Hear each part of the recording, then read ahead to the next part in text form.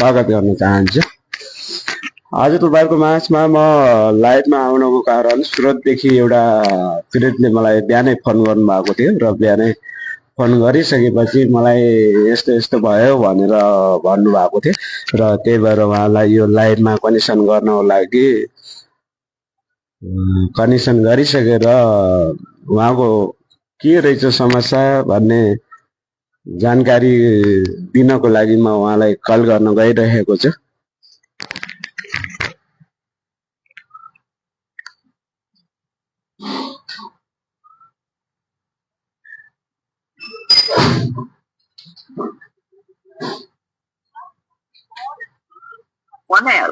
You can wait or call again later.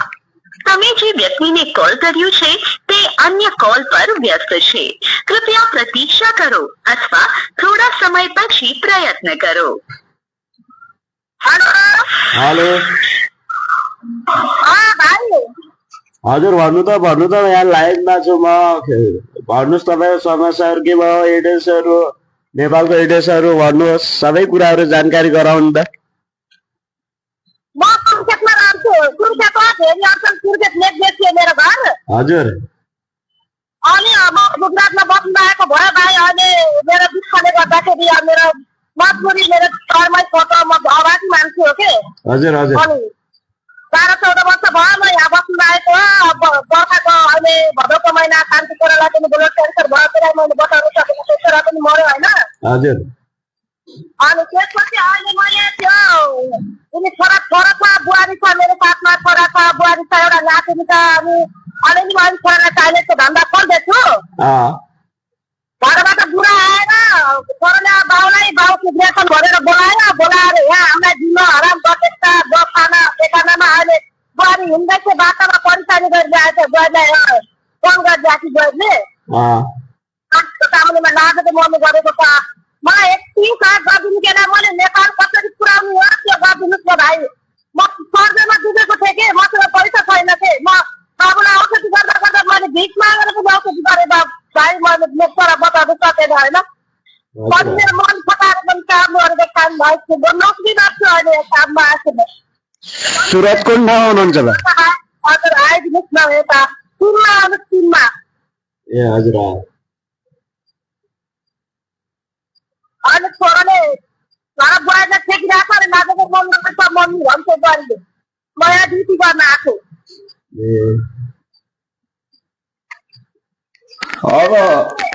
अब तपाईँ नेपाल पठाउने चाहनु भएको छ? हामी नेपालमा पठाउन चाहन्छौँ. उतै जसरी गरोस् उतै मरोस् त्यसरी गरोस्. भएको जग्गा जमिन श्री सम्पत्ति पनि सबै बेचेर खाएको. केही छैन. हातमा कुरा चलाएर अलिअलि पैसा पानी बनाएर छोरालाई मैले आफ्नो बाटो लगाउँछु त, छोरा छ बुहारी छ भनेर गरेर खाइरहेको. तिमीले आयो नेपालबाट 1 महिना भयो आएको. 1 महिना भयो. त्यहाँदेखि तवसा देखाउनु लाग्यो. के भन्नुहुन्छ त उहाँले के भन्नुहुन्छ? के भनिरहनु भएको छ? के गर्न खोज्नु भएको? उहाँले गर्न खोज्नु भएको के मलाई काटले गरेर मलाई मार्न आएको अरे. हजुर अनि एउटा काट्छु. म त 2 वर्ष जेल खाएको मान्छे हो. पहिला जेलमा बसेका, मलाई जेलमा बस्नु डर छैन. उसलाई मार्न आएका भनेर भन्छ. छोराले भन्छ कि मेरो आमालाई छोरी नै, मेरो आमाले नगरेको त बाउ भएको नाम पनि छैन. मेरो आमाले गरिन्, सक्दोसम्म गरिन्, काम गरिन्, खासिन्, मलाई सपोर्ट गरिन्. अनि भनेर छोराले त्यति कुरा बोलेको थियो. त्यहाँबाट छोरालाई झमक सिकाएर हिजो 4-5 जना उन्सावाला तिनी मानिएको रक्सी खाएर लागेको मन गरेर अनि बहुत बेजती बेशरम गर्दैछ के. हेर्नु त दर्शकबिनहरू, जीवन साथीले अर्का ठाउँमा फ्यामिली ल्याइसकेपछि यसरी तङ र यसरी चिल्लीबिल्ली त गर्नु हुँदैन। अहिले हजुर भन्नु. त्यही त सक्दो कोसिस गर्नुहोस्. एउटा आफ्नो लाइफ र आफ्नो जिन्दगीको बिगारेको. म त आफ्नो दुःख सम्झेर आफ्नो नोकरी गरेर छोराछोरीलाई घरमा नेपालमा पैसा पठाउने गरेर छोराछोरीलाई पढाइ लेखाइ गरेर मैले अगाडि बढाएँ होइन मैले. अनि अहिले आएर छोराले बिहा गरेर आएपछि अब बुहारीले छोरा आए पाक्छ. त्यहाँबाट यहाँ आएर बस्छ. अनि 4 पानी भइरहेपछि त आउँछ. यस्तो त हल्का मस्ताहरू जान्छ त. अस्ति भए किन्नुहुन्छ भने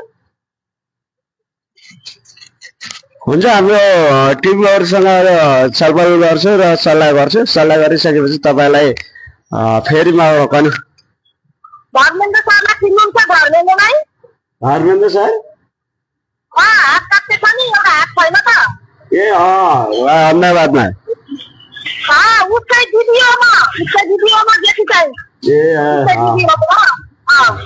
अनि अति गरेको त यहाँ परेसानी भयो, धेरै परेसानी भयो। हामी त कता जाँदा के गरौँ, पहिला मारिदिने कि पहिला के गरिदिने कि। अब मलाई धेरै पीडा कति भाइ, कहाँ गएर पोखम भन्नु। यो धर्मेन्द्र सरले थाहा पाउनु भएको छ कि नै त? हजुर धर्मेन्द्र सरले थाहा पाउनु भएको छ कि नै त? म धर्मेन्द्रलाई फोन लगाएको थिएँ, राति सुतेँ उठाएन। बिहान म फोन लगाएको थिएँ, अहिले म ड्युटीमा आएको अनि कुरा गर्नु पर्ला। हजुरले पनि कुरा गरिदिनु, त्यस्तो कुरा गर्नुहुन्छ दिदीले भनिदिनु त्यहाँ। अनि अरू त्यसै छोरा हालेर मार्दैन, पक्कै पारेर बुहारीलाई नाटक बन्द गरिरहेको अहिले बाटोमा हिँड्दैछ। दोकानमा नानीमा जान्ला थियो, मानुहरू बनाउनको लागि जान्ला छ नि। ल ल हुन्छ, म धर्मेन्द्र सरसँग कुरा गर्छु आज। धर्मेन्द्र सरको नम्बर पनि छ। धर्मेन्द्र सर पठाइदिने भाइ, जसरी तसरी भए पनि आज पठाइदिने हो। यहाँ म त भएछ, मेरो जुत्ता भएछ। यहाँ कोठा भाडामा बस्छु भाइ, म कोठा भाडामा बस्छु। रुम मालिकले भोलि खाली गराइदिनु, गाउँ ढोका हालेर लास्टको दैले परेर एउटा सुटिङ गरेको हुन्छ। बाटामा तेर्सो परेर गाडी आउँछ, गाडीमा गएर तेर्सो परिदिन्छ। अति गरेछ के, एक मेरो मनभरि पीडा छ भाइ। 12 वर्षको छोरालाई मैले गाडेर आएको 1 वर्ष भएको। मैले आफ्नो पौड गरेर मलाई चारा कोही छैन भनेर मैले आफ्नो कति गरेर खाएको। अरू चाहिँ नभए मैले आफ्नो हत्या गरेर मर्ने थिएँ।